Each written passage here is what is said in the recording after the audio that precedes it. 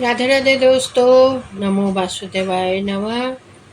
द्वादशी का व्रत हर माह की कृष्ण और शुक्ल पक्ष की द्वादशी तिथि को रखा जाता है। पंचांग के अनुसार अश्विनी मास के शुक्ल पक्ष की द्वादशी को पद्मनाभ द्वादशी के नाम से जाना जाता है। ये व्रत 4 अक्टूबर को रखा जाएगा। एकादशी तिथि जगत के पालनहार भगवान विष्णु और माता लक्ष्मी को समर्पित है। अश्विन मास की द्वादशी के दिन श्री हरि और माता लक्ष्मी की पूजा करने का विधान है। पद्मनाभ द्वादशी के दिन कलश स्थापन कर भगवान विष्णु की पूजा करनी चाहिए।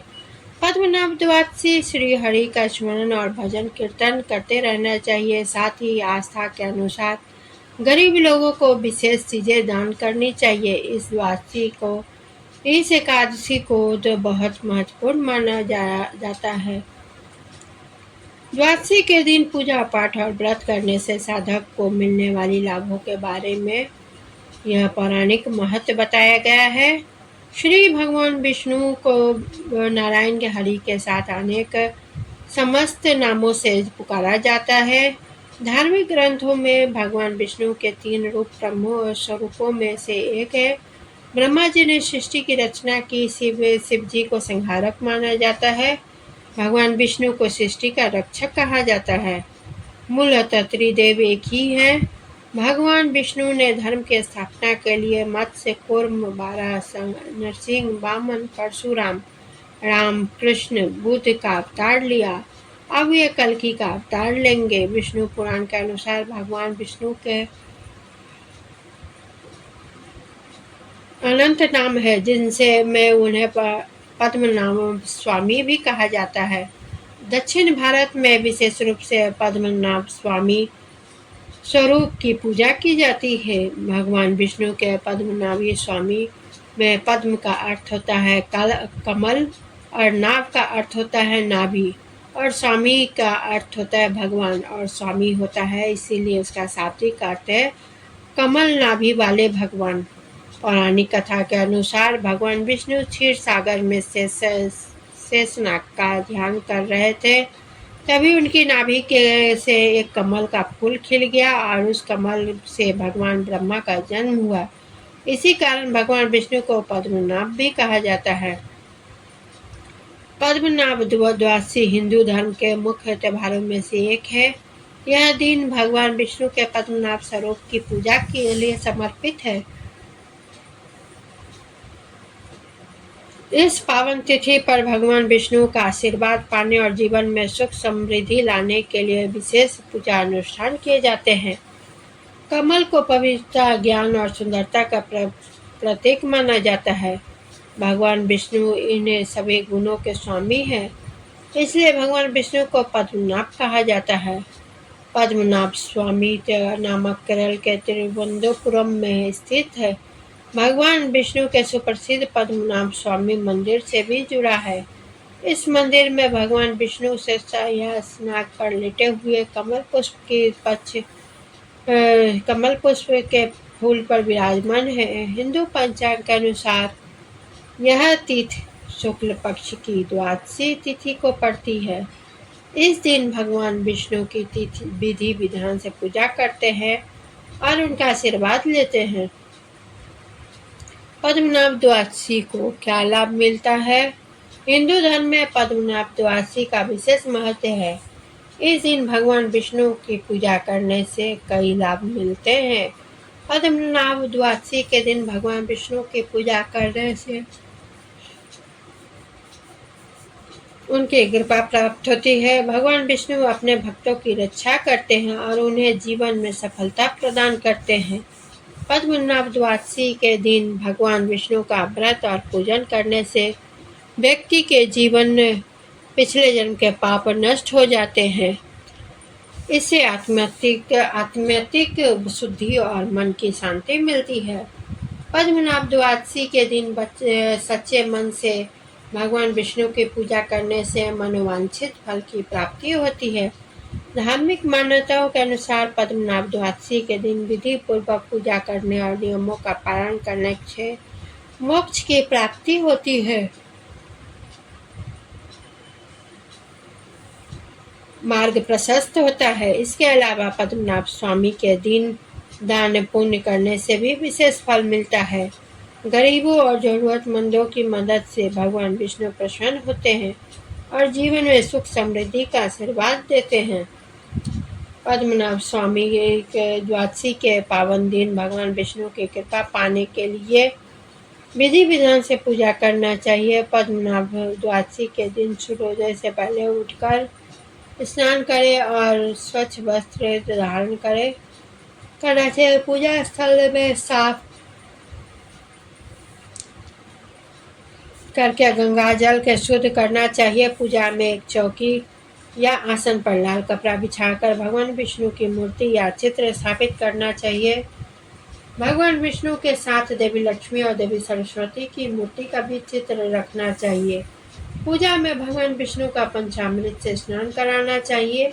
भगवान विष्णु को वस्त्र, चंदन का तिलक, तुलसी की माला और सुगंधित पुष्प चढ़ाने चाहिए।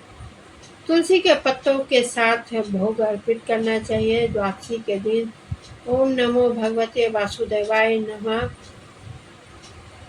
का मंत्र का जाप करना चाहिए या ओम नमो नारायण मंत्र का जाप करना चाहिए। विशेष फलदायी होता है।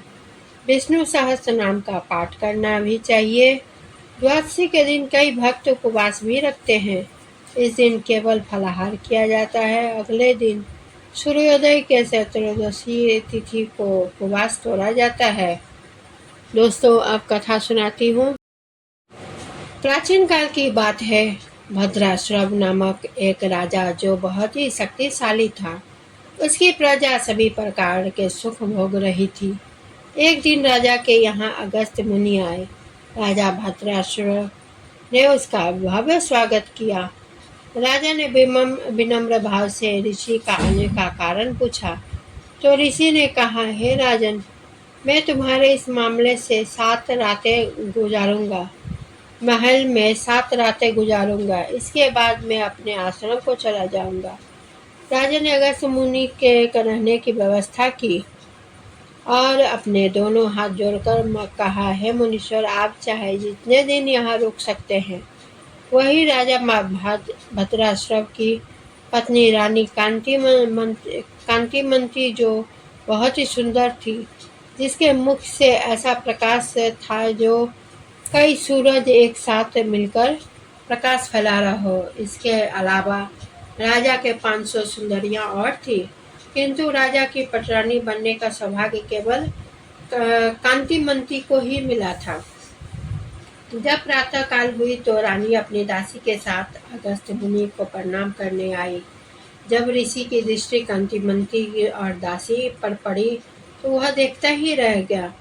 ऐसा परम सुंदरी रानी और दासी को देखकर अगस्त्य मुनि सुख में बिल्हा होकर बोले, हे राजन, आप धन्य हैं। इस तरह दूसरे दिन भी रानी को देखकर अगस्त्य मुनि बोले, आह, अरे यहाँ तो सारा विश्व बज्जित रह गया। तथा तीसरे दिन रानी को देखकर पुनः ऋषि ने कहा, अहो, ये मूर्ख गोविंद भगवान को भी नहीं जानते, जिन्होंने केवल एक दिन की प्रसन्नता से इस राजा को सब कुछ प्रदान किया था। फिर चौथे दिन रानी को देखकर ऋषि ने अपने दोनों हाथों को ऊपर उठाते हुए कहा, जगत गुरु, आपको साधुवाद। स्त्रियां धन्य है, ब्राह्मण, क्षत्रिय और वैश्य, तुम्हें पुनः पुनः धन्यवाद। भद्राश्रव, तुम्हें धन्यवाद है। और कहा, हे अगस्त्य मुनि, तुम भी धन्य हो। प्रहलाद एवं महाव्रती ध्रुव, तुम सभी धन्य हो। इस प्रकार से उच्च स्वर में कहकर अगस्त्य मुनि राजा भद्राश्रव के सामने नाचने लगा। राजा यह देखकर ऋषि से पूछने लगा, हे भगवान, आप इस तरह क्यों नाच रहे हैं, नृत्य कर रहे हैं? राजा की बात सुनकर मुनि बोला, राजन, बड़े आश्चर्य की बात है कि तुम इतने ज्ञानी हो और साथ ही तुम्हारे अनुगमन करने वाले ये मंत्री, पुरोहित आदि अनुजीवित भी मूर्ख हैं, जो मेरी बात को समझ नहीं पाते। ऋषिवर की बात सुनकर राजा ने अपने दोनों हाथ जोड़कर कहा, हे मुनीश्वर श्रेष्ठ, आपके मुख से उच्च रहित पहेली को हम नहीं समझ पा रहे हैं, अतः कृपा करके मुझे इसका मतलब समझाइए। राजा की बात सुनकर अगस्त्य मुनि बोले, राजन, मेरी पहेली तुम्हारे इस सुंदर रानी के ऊपर है, जो यह है। राजन, पूर्व जन्म में यह रानी किसकी नगर में हरिदत्त नामक एक वेश्या के घर में दासी का काम करती थी। उस जन्म में मैं भी तुम ही इसके पति रूप में थे, और तुम ही हरिदत्त के यहाँ सेवावृत्त से एक कर्मचारी थे। एक बार वह वैश्य तुम्हारे साथ अश्विन माह की शुक्ल पक्ष की द्वादशी को भगवान विष्णु जी के मंदिर जाकर पूजा आराधना की। उस समय तुम दोनों वैश्य की सुरक्षा के लिए साथ थे। पूजा करने के बाद वह वैश्य तो अपने घर लौट गया, किंतु तुम दोनों मंदिर में ही रुक गए, क्योंकि वैश्य ने तुम्हें आज्ञा दी थी कि कहीं मंदिर का दीपक बुझ नहीं जाए। वैश्य के जाने के बाद तुम दोनों दीपक को जलाकर उसकी रक्षा के लिए बैठे रहे, और ऐसे में पूरी एक रात तक तुम उस दीपक की रखवाली के लिए बैठे रहे। कुछ दिनों के बाद दोनों की आयु समाप्त होने पर तुम दोनों की मृत्यु हो गई। उसी पुण्य प्रभाव से राजा प्रियव्रत के पुत्र रूप में तुमने जन्म लिया, और तुम्हारी वह पत्नी जो उस जन्म में वैश्य के यहाँ दासी थी, अब एक राजकुमारी के रूप में जन्म लेकर तुम्हारी पत्नी बनी, क्योंकि भगवान विष्णु जी के मंदिर में उस दीपक को जला प्रज्वलित रखने का काम तुम्हारा था, जिसके फल से आज तुम्हें यह सब प्राप्त हुआ है।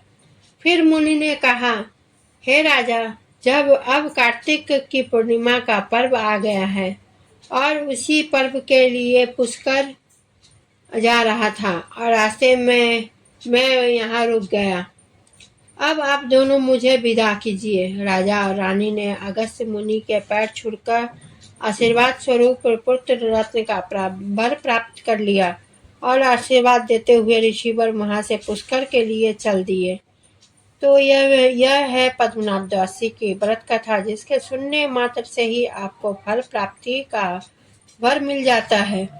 तो दोस्तों, मेरा यह कथा आप लोगों को कैसी लगी कमेंट कीजिएगा, लाइक और शेयर कीजिएगा, और मेरे चैनल को सब्सक्राइब ज़रूर कीजिएगा, और बेल आइकन को दबाना ना भूलें, क्योंकि कोई भी मेरे वीडियो का न्यू नोटिफिकेशन आप लोगों तक पहुंचने में बेल आइकन बहुत ही सहायक रहता है।